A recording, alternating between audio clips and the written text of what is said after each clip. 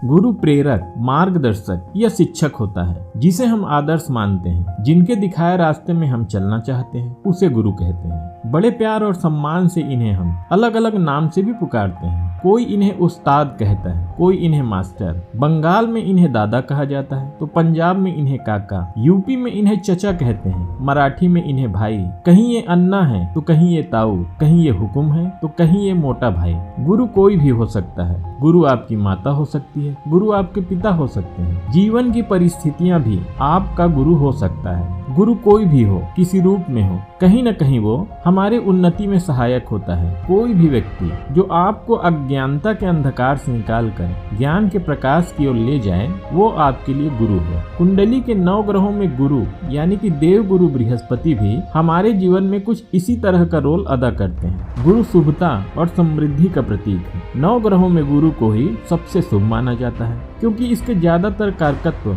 शुभ प्रकृति के हैं। गुरु ज्ञान और सम्मान का कारक है। गुरु धन संपत्ति और समृद्धि का कारक है तो गुरु संतान और अच्छे वैवाहिक जीवन का भी कारक है। देव गुरु ही एकमात्र ऐसे ग्रह हैं जो कुंडली में चाहे नीच के हों, शत्रु राशि में हो, डिग्री से कमजोर हो या अच्छे नक्षत्र में ना हो, फिर भी ये कहीं न कहीं अच्छा करने की ही सोचते हैं। आपने भी अपने जीवन में शायद ही कोई ऐसा गुरु देखा होगा जो ये चाहता हो कि आपका भला ना हो। लेकिन इसके साथ साथ ऐसा भी नहीं है कि गुरु सिर्फ पुरस्कार ही देते हैं, गुरु दंड भी देते हैं। उनके पास कैरेट और स्टिक दोनों होते हैं। जरूरत पड़ने पर समयानुसार वो दोनों का इस्तेमाल करते हैं। हालांकि वो जब स्टिक का इस्तेमाल करते हैं तो हमारे भलाई के लिए ही होता है, लेकिन ये इसका इस्तेमाल जरूर करते हैं। कहने का मतलब है कि ऐसा भी नहीं है कि गुरु सिर्फ अच्छा फल देते हैं, वो कुंडली में कुछ भावों में बुरा फल भी देते हैं। तो आइए जानते हैं वो कुंडली के केंद्र भाव में बैठकर किन भावों में कैरेट का इस्तेमाल करते हैं यानी कि अच्छा फल देते हैं, और किन भावों में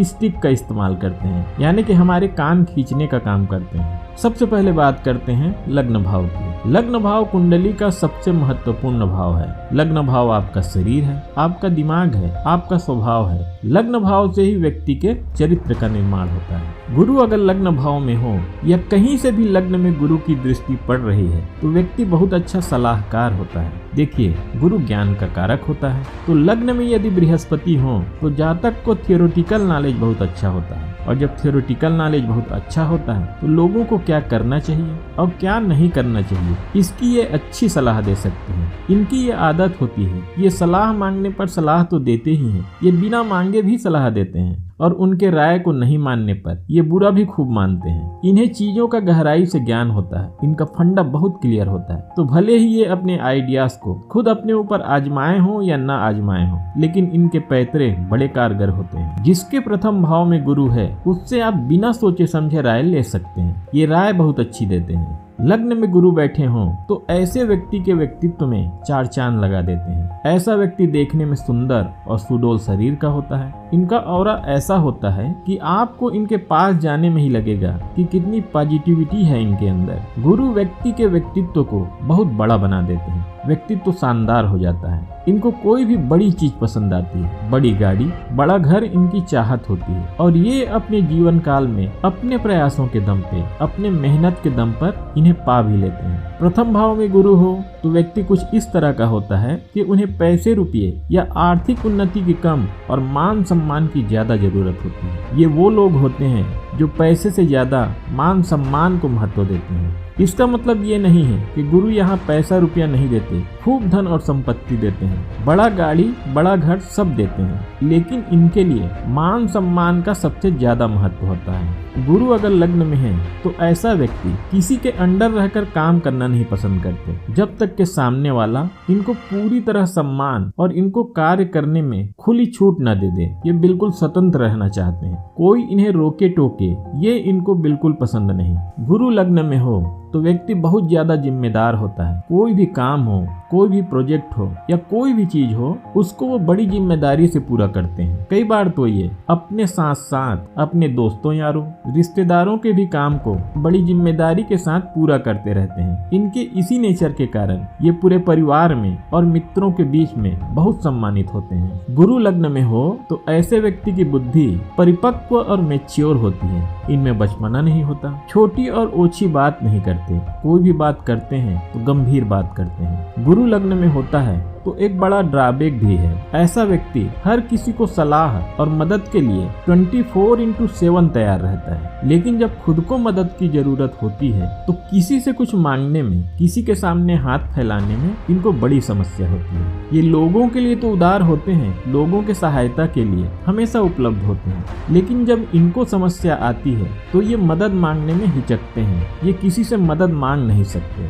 लग्न में बैठा बृहस्पति अपने पंचम दृष्टि से पंचम भाव यानी कि आपकी बुद्धि और मन के भाव को भी देखते हैं, और जब बुद्धि और मन के भाव को देखते हैं तो ये आपके मन और बुद्धि को भी अच्छे भाव से भर देते हैं। जैसा आपका मन होगा वैसा ही आपका कर्म होगा। तो गुरु लग्न में बैठकर आपके मन को ठीक रखते हैं, और जब आपका मन ठीक रहता है तो जीवन में आपके कर्म भी अच्छे हो जाते हैं, और जब कर्म अच्छे हो जाते हैं तो व्यक्ति का जीवन भी उच्च कोटि का हो जाता है। गुरु लग्न में बैठकर 7वीं दृष्टि से सप्तम भाव को देखते हैं। हम जानते हैं सप्तम भाव हमारे जीवन साथी का है और उन लोगों का है जिससे हम रोज मेल मिलाप रखते हैं, रूटीन में मिलते हैं। गुरु की दृष्टि यह दर्शाती है कि इस जीवन में हमारे जो रूटीन में मिलने वाले होते हैं उन पर हमारा प्रभाव अच्छा होगा, उनसे स्टेटस अच्छा होगा। आप जिससे भी मिलते हैं उन पर आप प्रभाव डालने में सक्षम होते हैं। यही बृहस्पति नवम भाव को भी देखते हैं जो कि भाग्य स्थान कहलाता है, तो भाग्य में भी बढ़ोतरी करते हैं। गुरु के लग्न में बैठना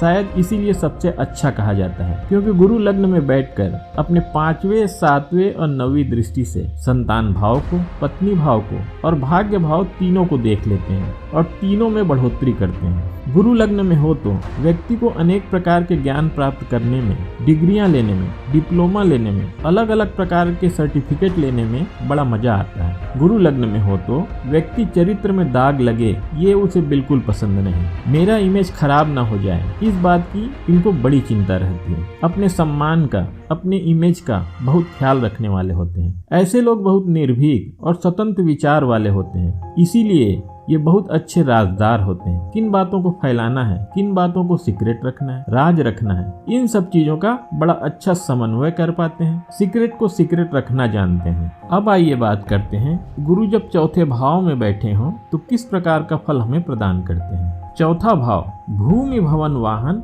और सुख का है। चौथे भाव से माता का विचार किया जाता है। चौथा घर आपकी लाइफ की लग्जरी को भी दिखाता है। चौथा घर दिखाता है कि आपका घर का वातावरण कैसा होगा, घर का माहौल कैसा होगा। गुरु चौथे भाव में बैठे हैं और अगर उसमें कम से कम एक शुभ ग्रह की दृष्टि है तो व्यक्ति को पैतृक संपत्ति मिलने का योग बनता है। व्यक्ति का जन्म ही ऐसे घर में होता है जहाँ भूमि, भवन, वाहन पहले से ही होता है। अच्छे घर, अच्छे परिवार में जन्म लेता है, और अगर वह परिवार अच्छा नहीं है तो उसके जन्म के बाद परिवार सुखी और संपन्न हो जाता है। चौथे भाव में गुरु है तो व्यक्ति बहुत आदर्शवादी और उच्च संस्कारों वाला होता है। वो माता पिता का, अपने से बड़ों का, अपने गुरुजन का सेवा करने वाला होता है। चौथे भाव में गुरु हो तो व्यक्ति निष्कपट होता है, बात को तोड़ मरोड़ के डिप्लोमेटिक ढंग से रखने में यकीन नहीं रखता, किसी से भेदभाव नहीं करता। गुरु एक भारी और मंदगामी ग्रह है, इसीलिए गुरु का चौथे भाव में बैठना कार्य क्षेत्र में सडन ग्रोथ के लिए अच्छा नहीं होता। गुरु जब चौथे भाव में बैठते हैं तो कार्य क्षेत्र में मंद गति से उन्नति होती है। ऐसा अक्सर देखने को मिलता है। व्यक्ति के लाइफ का जो फर्स्ट पार्ट है उसमें उसे संघर्ष करना पड़ता है और उम्र के दूसरे पड़ाव में वो उन्नति को प्राप्त करता है, सडन ग्रोथ नहीं मिलता। गुरु जब चौथे भाव में बैठते हैं तो चौथा भाव मोक्ष भाव है। यहाँ बैठकर वो अपने 5वीं और 9वीं दृष्टि से 8वें और 12वें भाव को भी देखते हैं, वो भी मोक्ष भाव है। ऐसे में व्यक्ति आध्यात्मिक प्रवृत्ति का होता है। माता का स्वभाव भी बहुत धार्मिक होता है। व्यक्ति का सांसारिक चीजों जैसे घर गाड़ी में ज्यादा लगाव नहीं होता। गुरु यहाँ बैठकर व्यक्ति को सांसारिक चीजों से दूर कर देते हैं। व्यक्ति अपने जीवन में अपने प्रिय वस्तुओं से दूर होता जाता है, उसको छोड़ना पड़ता है। गुरु चौथे भाव में होते हैं तो इसका एक ड्रॉबैक भी है। यहाँ पर गुरु के बैठने से व्यक्ति का स्वभाव बहुत सीधा साधा और प्रिडिक्टेबल होता है। ऐसे में ये षड्यंत्र के शिकार हो जाते हैं। इनके खिलाफ साजिश रचना आसान होता है, इनको किसी भी चीज में फंसाना आसान होता है। गुरु जब चौथे भाव में होते हैं तो तो ससुराल पक्ष में भी शुरुआती परेशानी देखने को मिलती है, क्योंकि व्यक्ति अपने व्यवहार में जल्दी जल्दी परिवर्तन करना नहीं जानता, तो लोगों के अनुसार ढलने में उसे टाइम लगता है। तो अगर वो महिला है तो उसे अपने ससुराल में शुरुआती प्रॉब्लम देखने को मिल सकता है। चौथे भाव में गुरु अगर बैठा है तो संतान की ओर से उसको हमेशा चिंता रहती है, खासकर बच्चों के कैरियर को लेकर। गुरु यहाँ से सप्तम दृष्टि से जब कार्य भाव को देखते हैं तो गुरु अगर कुंडली के लिए यदि अकारक ग्रह है तो हर कार्य विलंब से होते हैं, कार्य में बंधा महसूस करता है, तरक्की भी बड़ी देर से मिलती है, कम वेतन पर नौकरी करनी पड़ जाती है। और अगर गुरु कुंडली के लिए कारक है तो फिर सफलता बहुत अच्छी दिलाते हैं, काम में स्थायित्व और स्टेबिलिटी भी देते हैं। चौथे भाव में अगर उच्च का गुरु बैठा है तो व्यक्ति को बहुत अच्छी सफलता दिलाते हैं, घर से दूर किसी दूसरे स्थान पर प्रॉपर्टी बनने के योग बनते हैं, पैतृक संपत्ति भी मिलने के योग बनते हैं, धार्मिक कार्य में सुख की प्राप्ति होती है, दान देने में इन्हें बड़ा आनंद आता है। गुरु अगर यहाँ नीच कर होकर बैठा है तो जिनको आप चाहते हैं, जिनको आप पसंद करते हैं, उन्हीं की वजह से आप परेशान रहते हैं। चौथे भाव में मित्र राशि का गुरु बैठा हो तो व्यक्ति अच्छा शरीर वाला होता है, सुंदर दिखने वाला होता है, कि व्यक्ति नौकर चाकर वाला होता है, कई लोग इनके अंडर काम करने वाले होते हैं। अब आइए बात करते हैं गुरु कुंडली के सप्तम भाव में बैठे हैं तो किस प्रकार का फल हमें प्रदान करते हैं। देखिए, कुंडली का 7वां भाव काम त्रिकोण कहलाता है और बृहस्पति जो कि आध्यात्म के कारक है। ऐसे में काम त्रिकोण में गुरु का बैठना थोड़ा अजीब सा कॉम्बिनेशन होता है, लेकिन गुरु स्थायित्व देता है, समृद्धि देता है, चीजों को स्थिर रखता है, तो इस लिहाज से गुरु का 7वें भाव में बैठना अच्छा हो जाता है। सबसे पहला फल होता है व्यक्ति ज्यादा रोमांटिक नहीं होता, इसीलिए जीवन साथी से लगाव कम होता है। वैवाहिक जीवन लंबा तो होता है, वैवाहिक जीवन में कोई प्रॉब्लम नहीं होता, लेकिन पति पत्नी के बीच में जो अफेक्शन होता है वो कम होता है, एक निरस्ता सी होती है। गुरु सप्तम में बैठता है तो व्यक्ति का स्वभाव बड़ा नम्र होता है, बोलने में बड़ा मीठा बोलने वाला होता है, लड़ने का स्वभाव नहीं होता। हम सभी जानते हैं कि गुरु ज्ञान का कारक है। गुरु जब सप्तम में बैठेंगे तो स्वाभाविक रूप से उनकी सप्तम दृष्टि लग्न भाव पर पड़ेगी, तो व्यक्ति धार्मिक प्रवृत्ति का होता है, अध्यात्म में उसकी रुचि होती है, किताबें पढ़ने का शौक होता है। सप्तम भाव में गुरु हो तो एक अजीब चीज देखने को मिलती है कि पिता से तालमेल नहीं होता, व्यक्ति का अपने पिता से विचार नहीं मिलते, दोनों में वैचारिक भिन्नता होती है। गुरु सप्तम में हो तो जीवन साथी भी गंभीर स्वभाव वाला होता है, व्यक्ति का जीवन साथी बहुत मैच्योर होता है, और मैच्योरिटी सिर्फ विचारों में नहीं होती बल्कि जीवन साथी उम्र में भी मैच्योर दिखता है। कभी कभी जीवन साथी अपनी उम्र से बड़ा मिलने के भी योग बनते हैं। गुरु जब सप्तम भाव में बैठते हैं तो अपनी 5वीं दृष्टि से लाभ भाव को देखते हैं, जो कि बहुत शुभ माना जाता है। इच्छाओं के भाव में गुरु की दृष्टि इच्छाओं में कमी लेकिन इच्छाओं की पूर्ति भी करते हैं। गुरु की सप्तम दृष्टि जब लग्न में पड़ती है तो अगर गुरु अकारक है कुंडली के लिए तो व्यक्ति को काम में स्थायित्व तो मिलता है,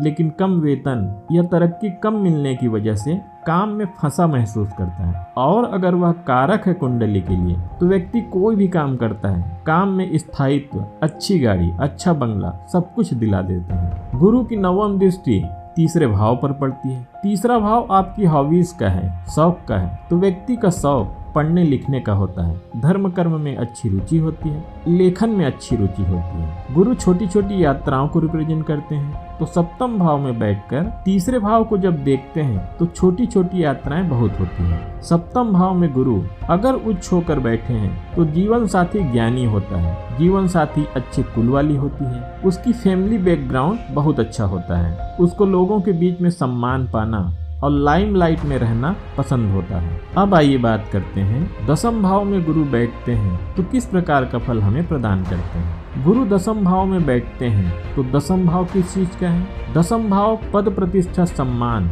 और आपकी कार्यशैली का है, आपके व्यापार का है, आपके कर्म का है। तो गुरु जब 10म भाव में बैठते हैं तो व्यक्ति शुभ कार्य करने वाला होता है, अच्छे कर्म करने वाला होता है और अपने अच्छे कर्म से कार्य क्षेत्र में बहुत सम्मान पाता है। व्यक्ति बहुत अच्छा सलाहकार होता है, व्यक्ति बहुत अच्छा सलाहकार होता है, अध्यापन के कार्य, लेखन के कार्य और लोगों को गाइड करने जैसे कामों में उसे विशेष रुचि होती है।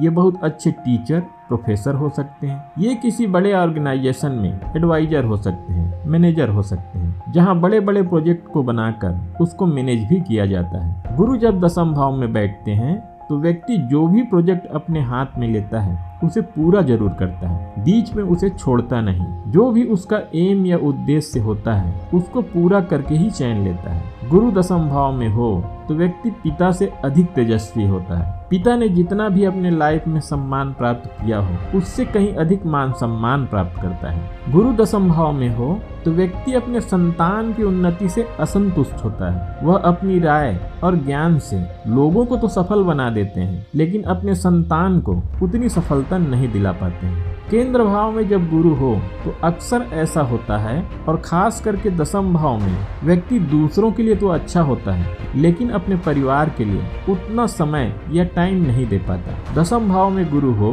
तो व्यक्ति बहुत जुगाड़ू होता है, कोई न कोई तरीका किसी काम को पूरा करने का या काम को निपटाने का निकाल ही लेता है। कहने का मतलब है कि प्रॉब्लम सॉल्व करने में इन्हें महारत हासिल होता है। प्रॉब्लम चाहे किसी प्रकार का हो, उसका कोई न कोई सॉल्यूशन निकाल ही लेते हैं। दशम भाव में गुरु हो तो ज्यादातर संभावना होती है कि व्यक्ति अपने परिवार के काम को ही आगे बढ़ाता है। परिवार में कोई बिजनेस है, धंधा है, उसी को संभालने की ज्यादा संभावना होती है। गुरु दशम भाव में बैठते हैं तो अपनी पंचम दृष्टि से धन भाव को भी देखते हैं। दूसरा भाव वाणी का भी है, तो ऐसे में व्यक्ति जो भी बात कहता है उसमें किसी न किसी प्रकार का ज्ञान छुपा होता है। बहुत गहराई की चीज कहते हैं तो लोग उनको बहुत ध्यान से सुनते हैं। दशम भाव में गुरु बैठते हैं तो अपने सातवीं दृष्टि से चौथे भाव को देखते हैं। ऐसे में परिवार बड़ा रसूखदार होता है। परिवार का समाज में बड़ा मान सम्मान होता है। अपनी नवम दृष्टि से छठे भाव को देखते हैं तो ऐसे में व्यक्ति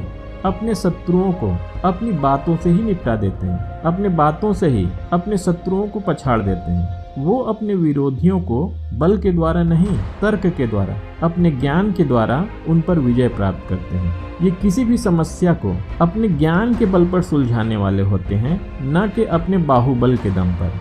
तो दोस्तों, आज के लिए बस इतना ही। आपका गुरु कुंडली के किस भाव में है और आपको गुरु का किस प्रकार का फल मिला, मुझे कमेंट बॉक्स में कमेंट करके जरूर बताइएगा। और ये वीडियो अच्छा लगा हो तो इस वीडियो को लाइक करके इस चैनल को सब्सक्राइब करना ना भूलिएगा। ये वीडियो देखने के लिए बहुत बहुत धन्यवाद।